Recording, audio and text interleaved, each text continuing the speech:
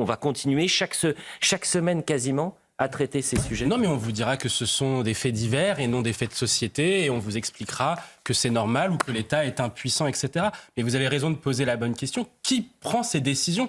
Quand vous allumez votre télévision, vous allumez toutes les chaînes, on vous explique depuis des années que, par exemple, les relations diplomatiques entre la France et le Mali sont au point mort. On vous explique, par exemple, que les relations entre la France et l'Algérie sont au point mort. Donc déjà, un agresseur, quelqu'un qui a été emprisonné pour fait d'agression sexuelle, comme l'a dit Axel Ronde, déjà, il doit prendre 5 ans. Déjà, pourquoi la peine encourue n'est pas la peine réellement exécutée? Première interrogation. Ensuite, le juge qui libère la personnalité, la personne parce qu'elle est sous OQTF, parce qu'elle se dit, mais peut-être qu'en 90 jours, elle va pouvoir être expulsée.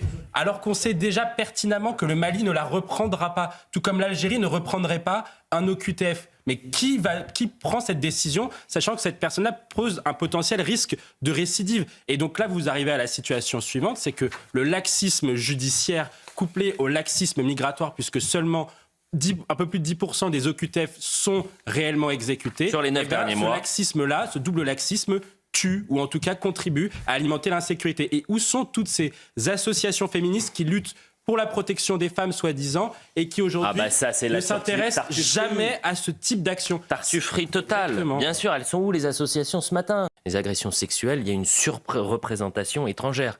62% des agressions sexuelles dans les transports en commun en Ile-de-France, ces agressions sont commises par des étrangers. Il faut le dire ou pas? Il faut en parler? Il faut se poser la question ou pas, Mathieu Hoc? Ce déni-là aussi est un déni qui empêche d'aller sur des solutions pour éviter que ça se reproduise.